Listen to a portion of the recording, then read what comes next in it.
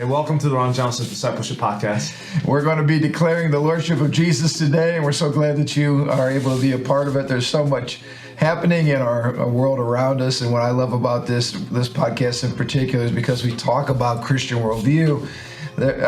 We're always up to date. We're always relevant. We always have so much information and so much food for thought because that's exactly what we're talking about. And I love it because the longer I'm alive, Pastor Andrew, the more I see that there is no neutral ground on planet Earth.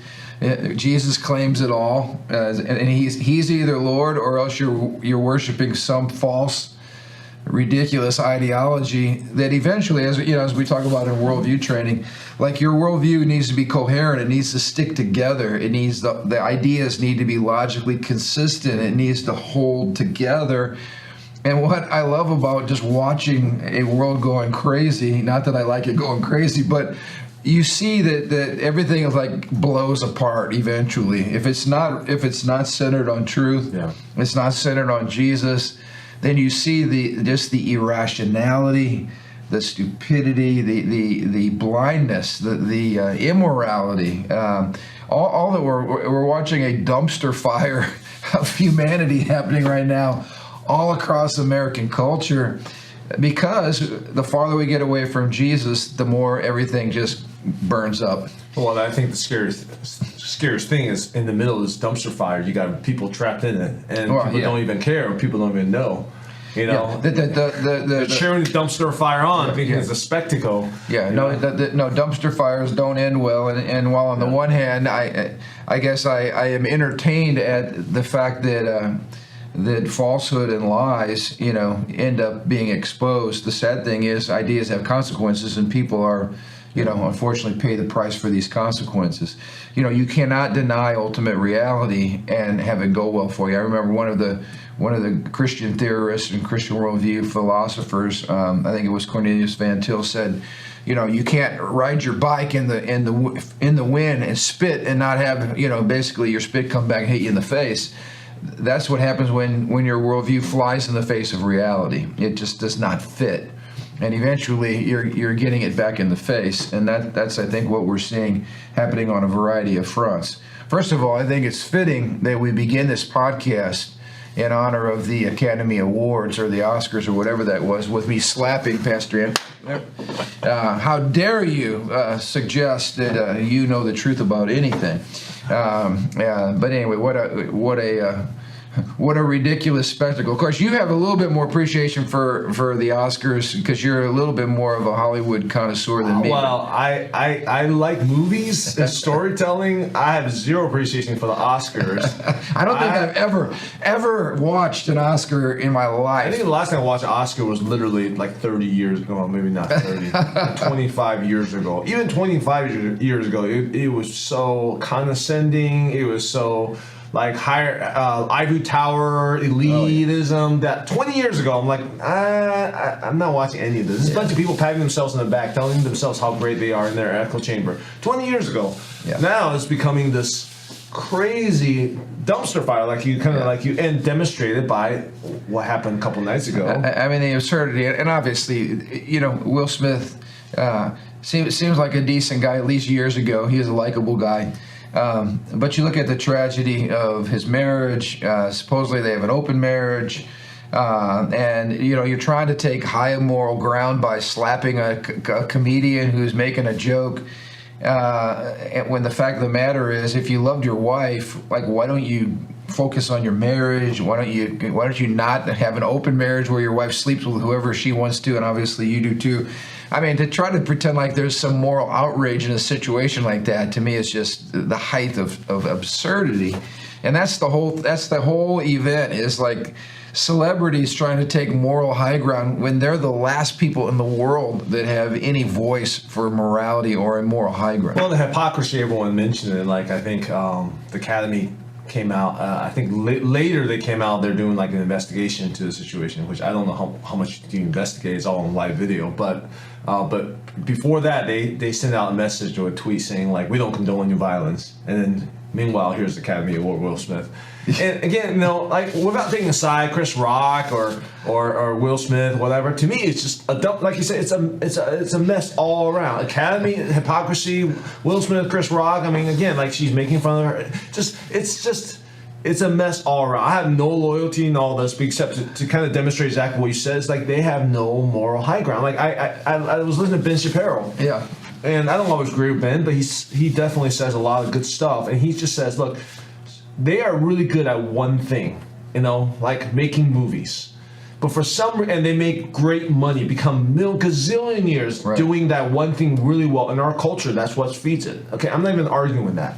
But for some reason, they think they're really good at doing this one thing. It means that they're elevated into telling us how we should live our lives, and they're better at everything else. Right. Which we know isn't true. Because, which isn't true. You walk through the grocery store checkout lines, and of course they have all the tabloids there, and you're highlighting, at least on those tabloids, the absolute disaster in their personal lives, their marriages, their families, their parenting. Relationally, again, a dumpster fire, and yet on settings like that, they feel like that's their time to stand up in front of America and to lecture us and tell us how we should live. And again, it's just this is a clear example of that's not the case. I hope people can see it. I hope that they have enough self-awareness to realize it. I mean, these are intelligent individuals. Yeah. Hopefully, they have a level of self-awareness. If they ever get out of their echo chamber, to realize you guys should not be lecturing us, you as a society, as a culture, as Hollywood, should not be lecturing us, because just because you're good at one thing doesn't mean you're good at everything else in the world. Right.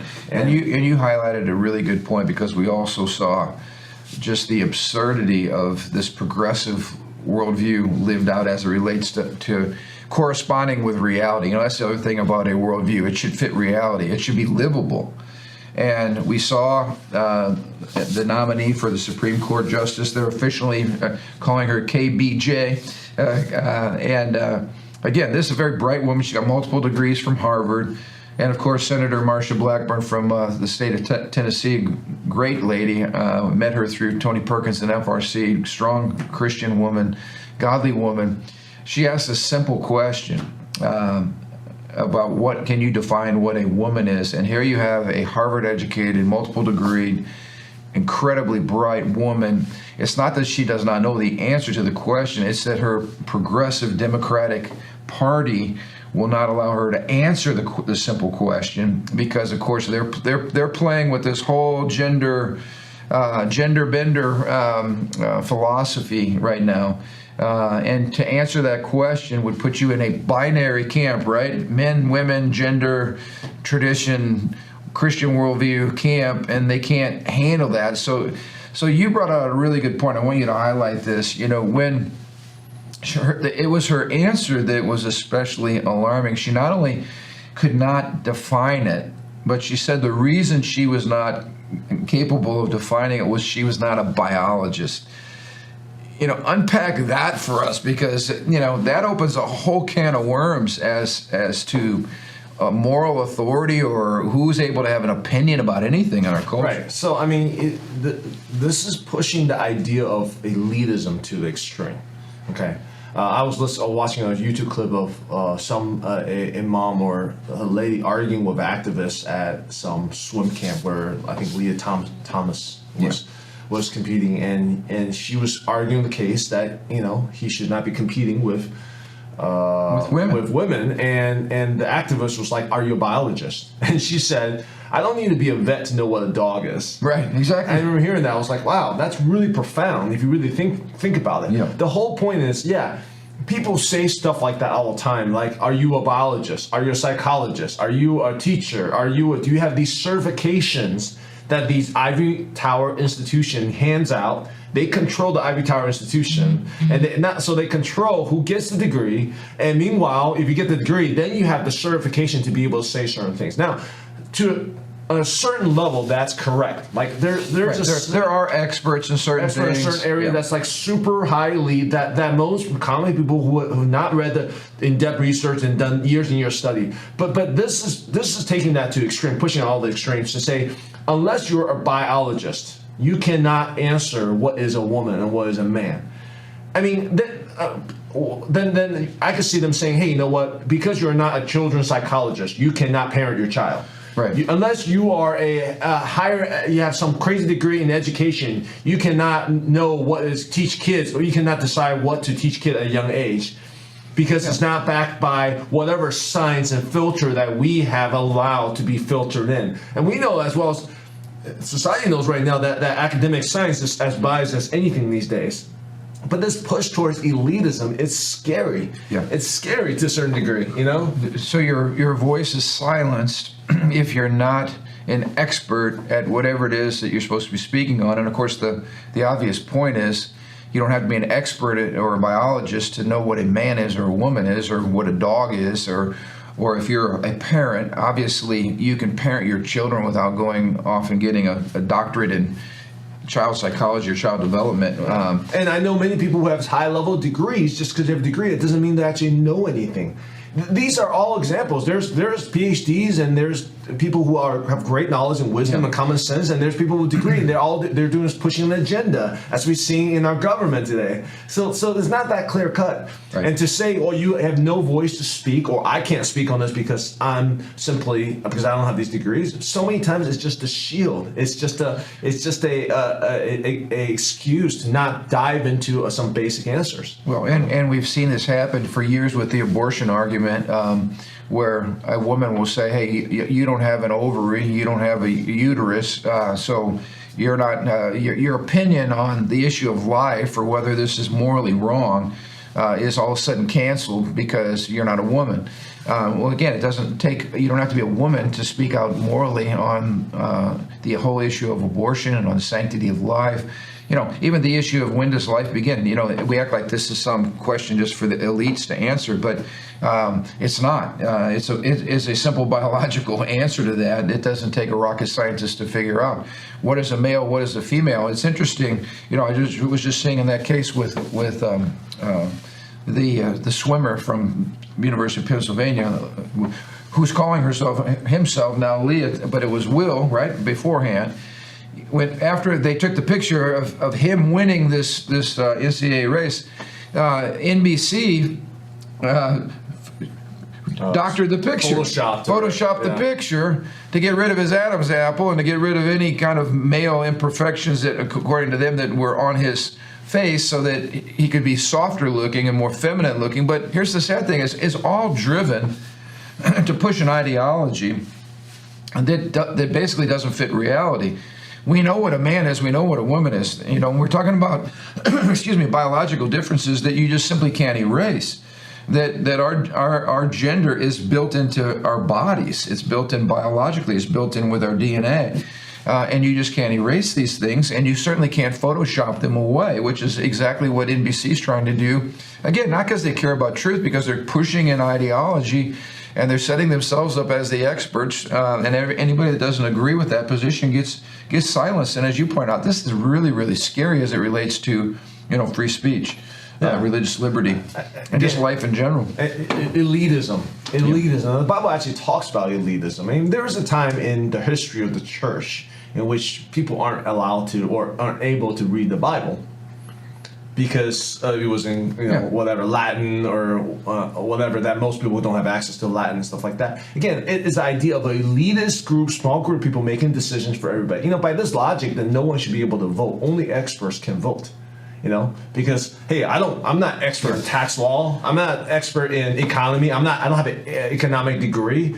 The whole idea of a republic, democracy.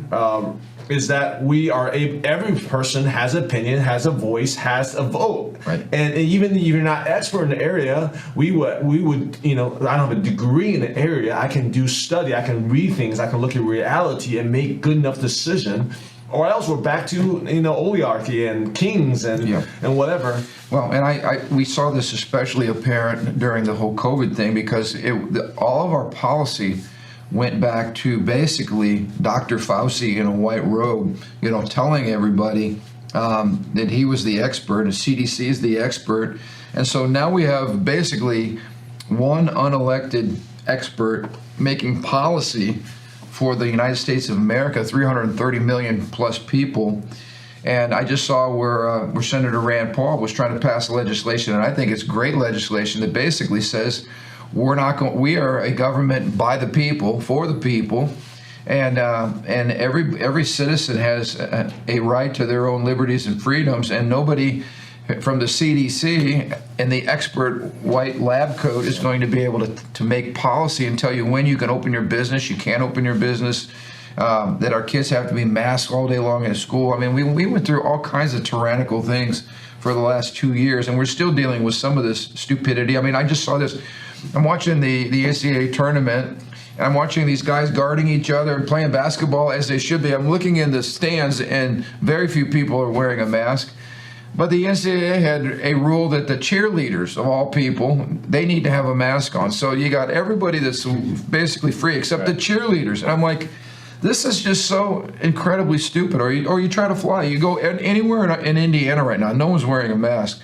But when you get on an airplane, you suddenly have to wear a mask because some expert in Washington, D.C., made a suggestion that the government latched on, and now they're still promoting this idiotic thing, only on airplanes now. The rest of us are free, but only on airplanes. So that's the point again, though. It's the expert in the lab coat that's making policy for the rest of us, not realizing that expert is actually operating from a worldview, a religious worldview, that is determining their interpretation of the science, and that's the scary part. Once again, this is something we've been advocating for a long time. The Constitution, federalism, separation of church and state. I mean, not church, separation of the federal and the state government. Yep. The local government should have a voice, authority, saying all these different, the largest voice, loudest voice. And because locally we can govern ourselves better. I mean, I want to remind you, in the Bible it talks quite a bit about elitism with the Pharisees. Yeah. And that they control the voice, they control the law, they make up their own laws. A lot of these laws are not even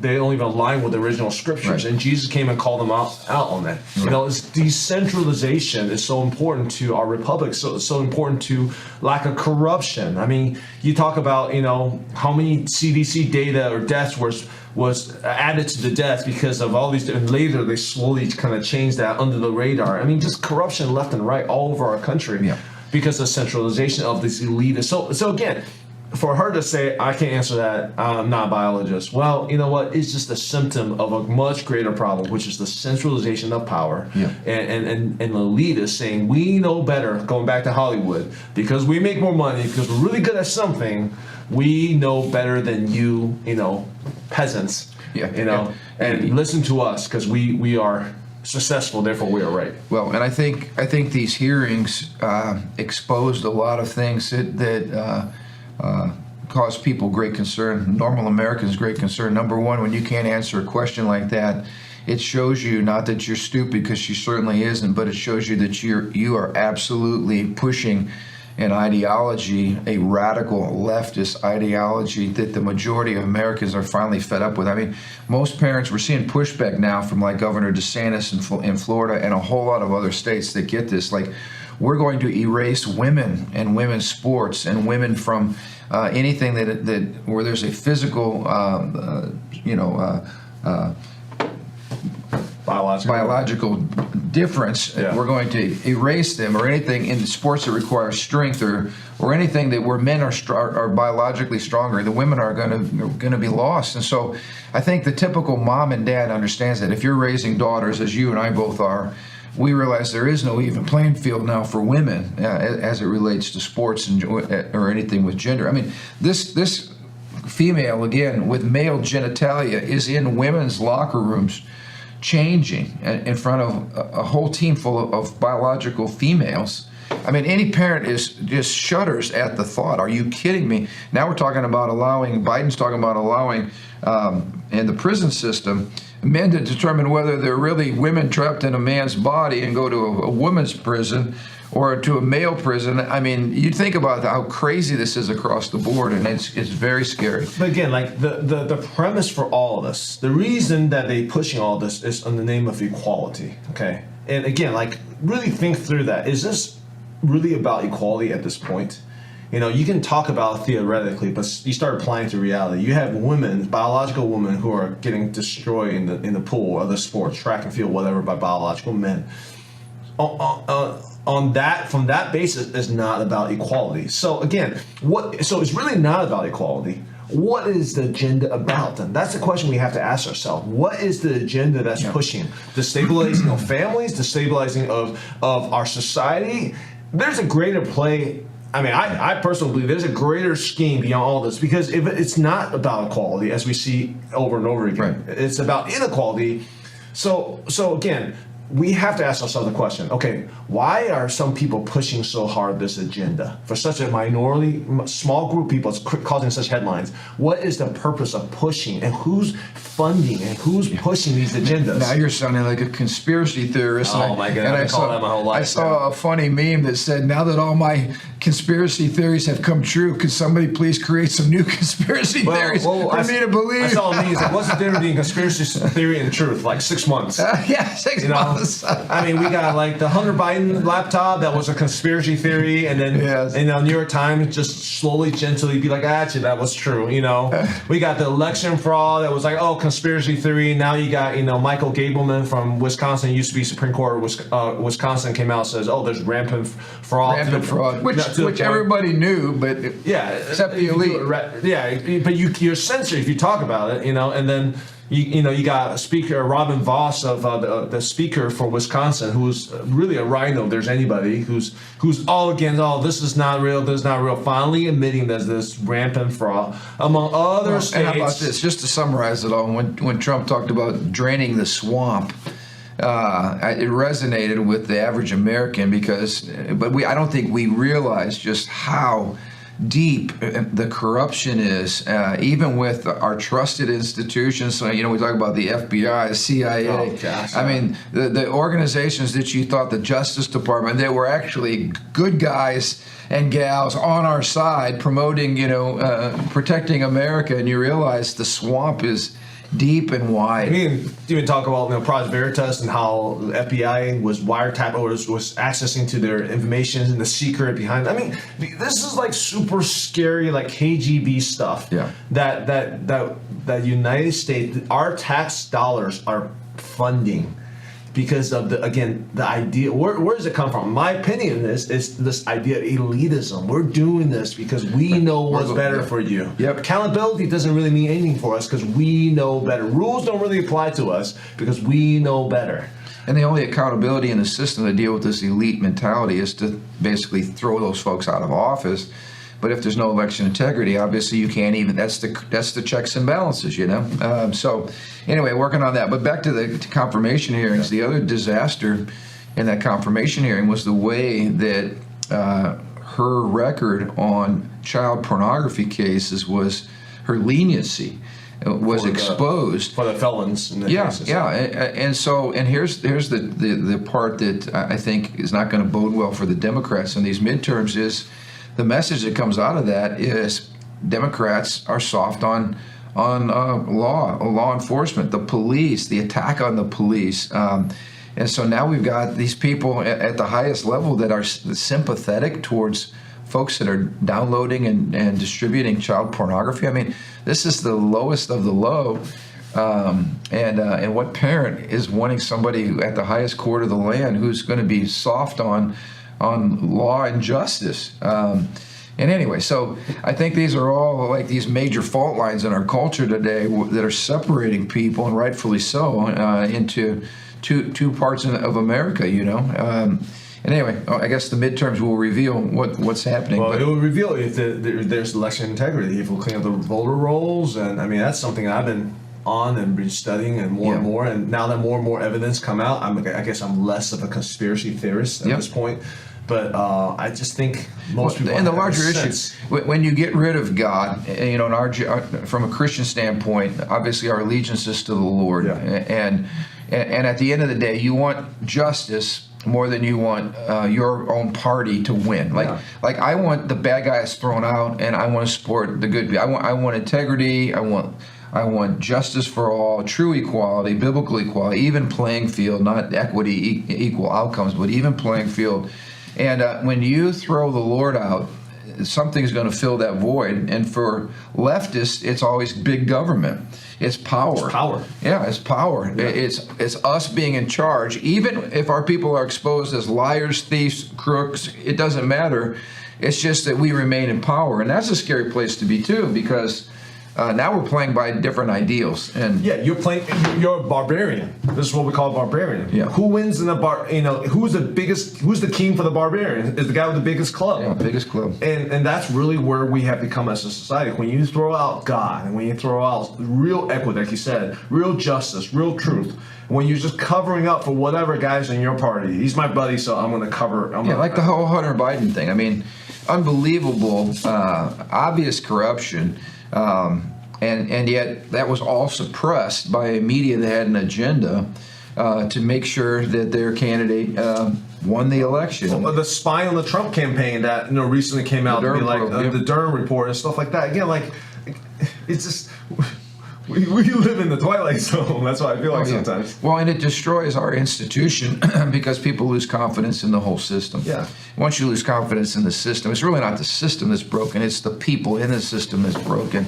And that's the system's broken because there's no true accountability for these infractions that everyone knows. You get away with all this stuff without any consequences. Well, why not? Why not? See, all these people who are like, well, the election fraud, it happened, but you know what? We can't. There's no mechanism for decertification and stuff like that. It's like, okay, where is the consequences? That's my question. What's preventing people from doing this ever again? I mean, I'm just this basic, not Team Trump or Team whoever, just basic questions. Okay, what are the basic consequences? For when you defraud the American people, what happens to you? There's no consequence. Guess what's going to happen? It's going to happen again and again. That's how human nature works, right? And I think that's where a lot of us are, and I won't mention any names here, but there are some major political leaders, in my opinion, who should be in jail for the rest of their lives for what they've done. Crimes against the state, deleting emails, basically, again, spying on other and this is far worse than Watergate crimes. And yet you wonder, will any of these people ever pay for their crimes? Insider trading. How many of these people, right before a bill is passed, you see, that's when they dumped all their stock or they bought a bunch of stock. Before the war, they bought all the war manufacturing stocks or whatever. Yeah. So you look at all of this grotesque fraud and injustice and crime against the American people, and you wonder, is justice ever going to be done? You look at these. All this record for election that they're supposed to keep, and these election boards just blatantly go and delete them. It's like, we deleted it against the law. Who's prosecuting? Who's prosecuting these things? Where's the attorney general who has a spine to say, no, that's illegal, there needs to be consequences, or we just keep doing this?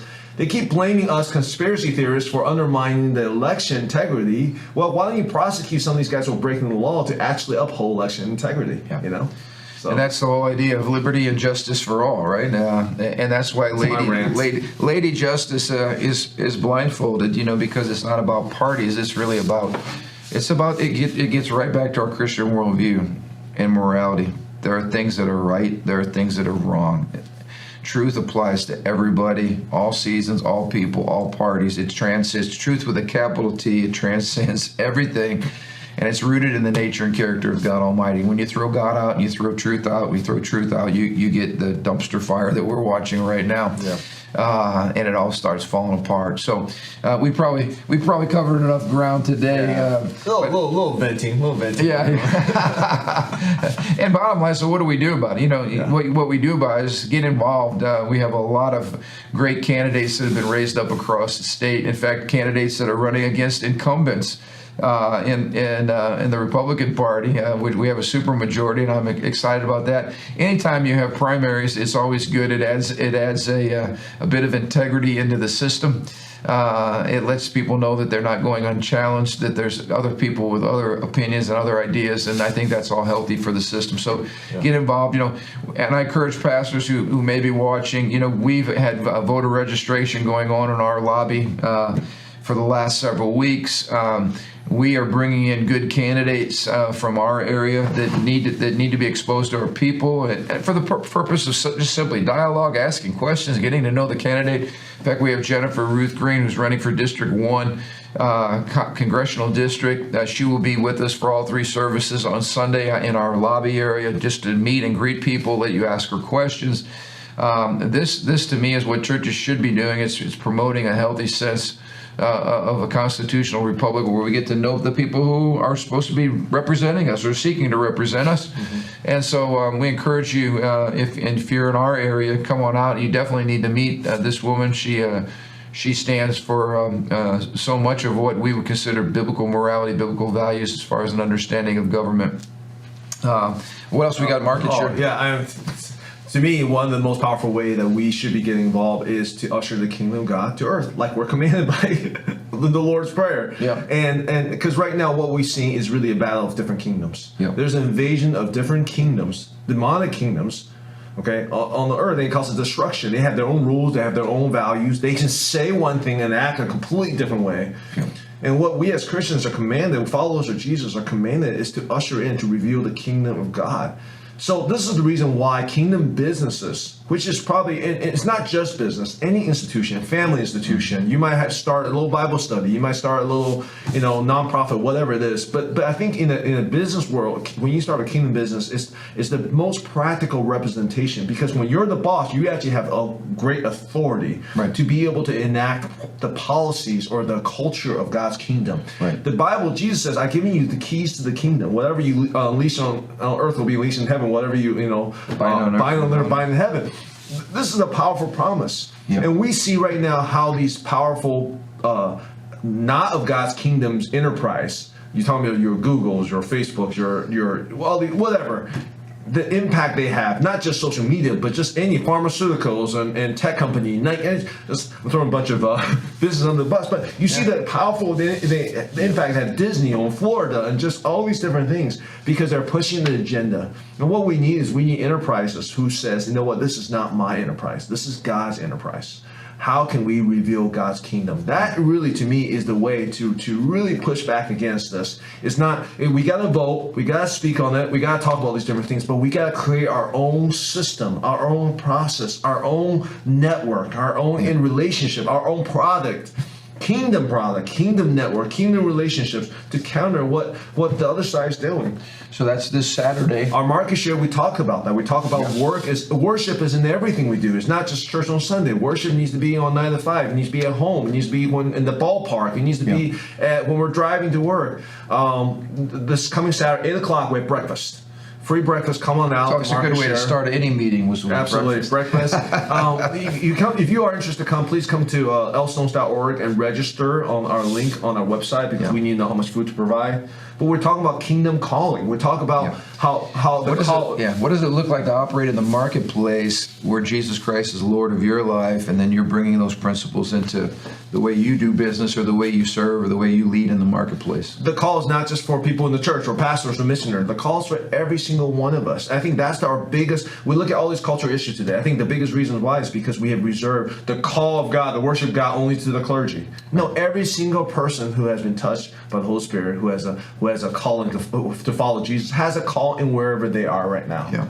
So that's the message. Well said. And that's exciting. So market share, and also our public square ministry, which is to bring righteousness, on display in the public arena as it relates to government. We're having a gathering on April the 18th, which is a Monday night. More information will be coming out on that, but that's going to be a candidate forum where we're going to be able to introduce our community to some of the folks who are running for office. So that's another opportunity to get to know those who seek to represent us. Bring the kingdom to the governmental, to the governmental leaders. So can you imagine that? Yeah. No compartmentalization between the kingdom and what you do as a public official. Absolutely. Can you imagine a world like that?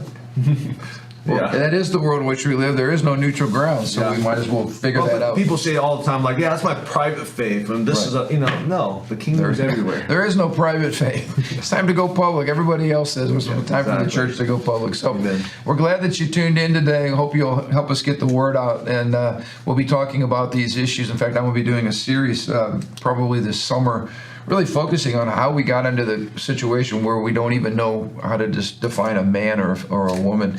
How in the world did we get here? And we're going to talk about the flow of ideas over time, and of course tie that all into Scripture to help us understand a little bit of a roadmap on how we got in the mess that we're in and how to get out of the mess that we're in. We're also in a series right now on shame. We hope it'll be helpful to you. We've been getting so much good feedback on that.